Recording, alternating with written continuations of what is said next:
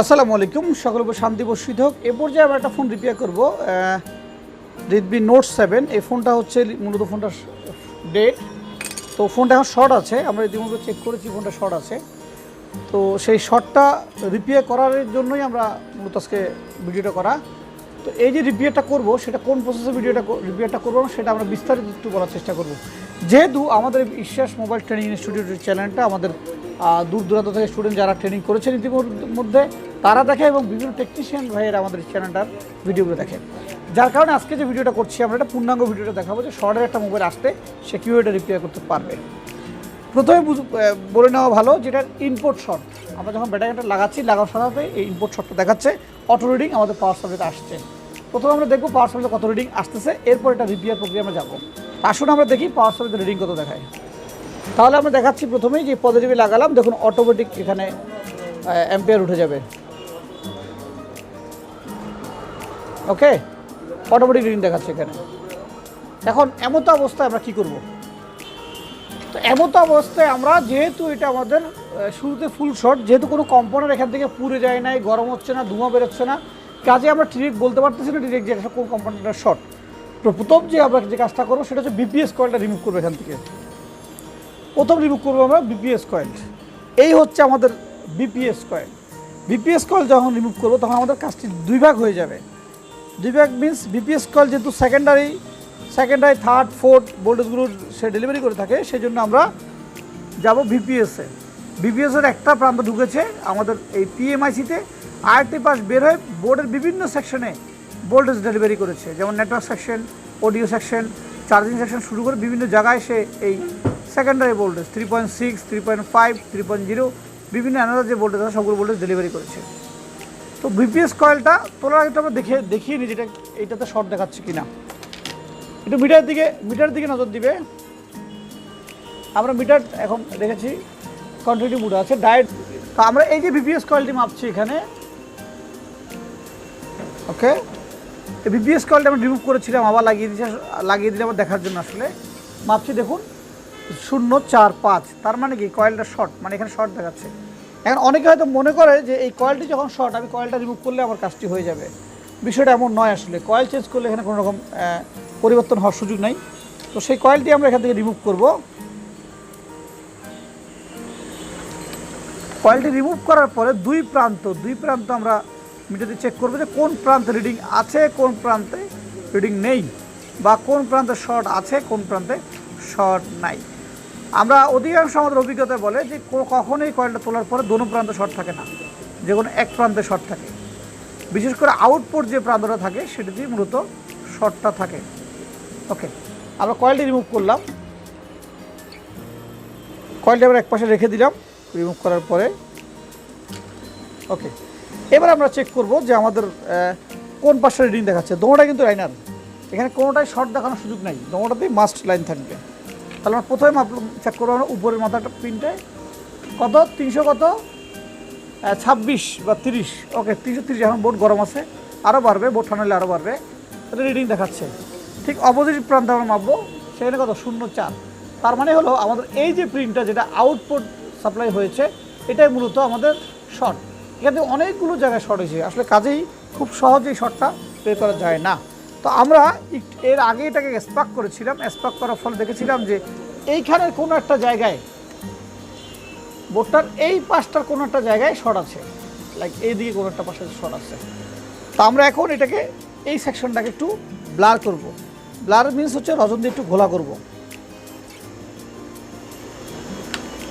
যেহেতু আমাদের টেকনিশিয়ানরা ভিডিওটা দেখেন, তারা অনেকে এই বিষয়গুলো জানেন, সেই জন্য আমরা এটাকে আর বিস্তারিত গেলাম না, সরাসরি কোন কম্পোনেন্টের শর্ট আছে সেটি আমরা চলে যাব। একটু ব্লার করে নিব, ফ্যানের জন্য ঠান্ডা হয়ে যাচ্ছে আসলে।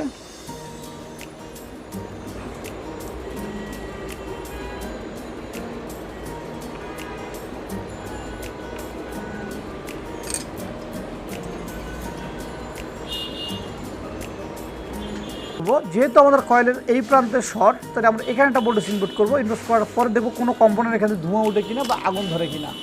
যদি ধোঁয়া বা আগুন ধরে উঠে তাহলে আমরা বুঝবো সেই কম্পোনেন্টটা আমাদের শর্ট।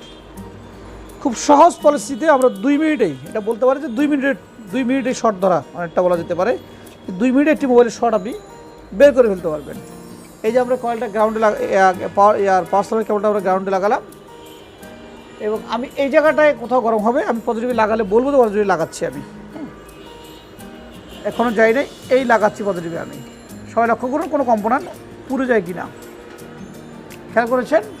এখানে এই কম্পোনেন্টটি পুড়ে গিয়েছে রীতিমতো, এই কম্পোনেন্ট থেকে ধোঁয়া বেরিয়েছে এইটা থেকে, লাইক এটা থেকে। ওকে, তাহলে আবার একটু দেখিয়ে নিই আমরা। যেহেতু এখান থেকে ধোঁয়াটা উঠেছে, আমরা প্রথমে চেক করেছিলাম কি যে আমাদের ভিপিএস কয়েলের নিচের যে প্রান্তটি সেটিতে কোনো রকম রিডিং নেই, সেটাই আমাদের লাইনটা আমাদের শর্ট দেখাচ্ছে, এই যেটি। ওকে, এই যেটি শর্ট দেখাচ্ছে। ওকে, এবার আমরা কয়েলটি এখান থেকে শর্ট যে কম্পোনেন্টটি পেলাম সেটিকে আমরা এখান থেকে রিমুভ করব। ক্যাপাসিটর রিমুভ করার পরে অবশ্যই জায়গাটা না লাগালে চলে, বাট কিন্তু লাগাই দেওয়াটা শ্রেয়, কারণ পরবর্তী সময় প্রোটেক্ট করার জন্য এই ক্যাপাসিটর খুব গুরুত্বপূর্ণ। তো আমরা রিমুভ করলাম, এটা দেখছি আমরা যে রিমুভ করে ফেলছি আমরা।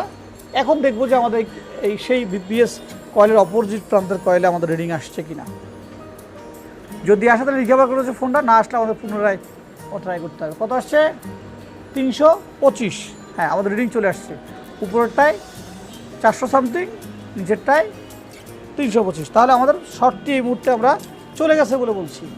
ওকে, যেহেতু শর্টটা চলে গেছে তাহলে আমরা কয়েলটি পুনরায় আবার লাগিয়ে দিব। শর্টের কাজ আপনি বুঝতে পারলে, ধরতে পারলে খুব সহজে করতে পারবেন, আর যদি বুঝতে না পারেন তাহলে এই কাজ অনেক সময় আপনার ফিল করবে। এবং খুব কেয়ারফুলি, এখানে মজার বিষয় হচ্ছে যে আমরা যে আইসিটার পাশে কয়েলটা লাগাচ্ছি, আমাদের কিন্তু প্রথমেই আইসিটা গরম হয়েছে, আমাদের প্রচণ্ড গরম হয়েছে আইসিটা। অনেকেই মনে করবে যে আইসিটি মূলত শর্ট, আসলে আইসিটি শর্ট নয়। কারণ এমন তো অবস্থা যদি কেউ আইসিটা চেঞ্জ করে ফেলে বা খুলে ফেলে, তাহলে তার কাজটি এখান থেকে কমার চেয়ে আরও বেড়ে গেল। আমরা এই মুহূর্তে কয়েলটি লাগাচ্ছি। তো কয়েলটি আমাদের লাগানো সম্পূর্ণ হয়েছে। এবার আমরা সেটি ফিটিং করলাম। এবার দেখবো ফোনটার কী অবস্থা। আমরা ফোনটা এবার অন করছি।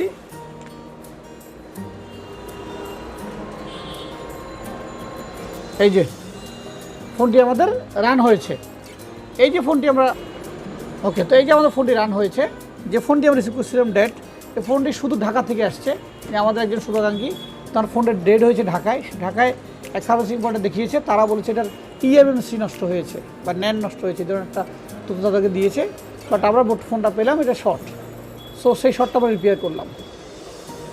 দেখুন তার সমস্ত ডকুমেন্ট রয়ে গেছে এখানে, আমাদের কোনো রকম এটা ফরম্যাট বা ফ্লাশ করার প্রয়োজন হয় নাই। তো এই যে কাজটা করলাম আমরা, আসলে কাজ করতে হলে কাজ একটা করার আগে প্রপার এই কাজ প্রবলেমটাকে ডায়াগনোসিস করতে হবে। কাজ আপনার এখন হবে না, কালকে হবে না, পরশু হবে না, তরশু হবে না, হবে কাজ এক সময় হবে। যে কোনো সমস্যার একটা সমাধান আছে, হয়তো আমরা করতে পারছি না বা আমরা করতে জানছি না, কিন্তু সমাধান তার নিঃসন্দেহে আছে। তো যারা এই আমাদের সাথে দীর্ঘদিন আমাদের সাথে আছেন, আমাদের দেখছেন, আমাদের জন্য দোয়া করবেন। আমাদের বর্তমানে 65তম ব্যাচ চলছে। আমাদের আগামী মাসের জুন মাসের আমাদের 5 তারিখ শুরু হবে আমাদের 66তম ব্যাচ। এই 66তম ব্যাচ করতে গিয়ে আমাদের অনেকগুলো অভিজ্ঞতা আমাদের হয়েছে। আমরা নিজেরা অনেক কিছু শিখছি, ডে বাই ডে নিজেদেরকে আমরা আপ টু ডেট করছি। টেকনিক্যাল কাজ যত আপনি আপডেট থাকবেন তত আপনি ভালো কাজ করতে পারবেন। ভালো থাকবেন, সুস্থ থাকবেন, দেখা হবে আরও একবার। আসসালামু আলাইকুম।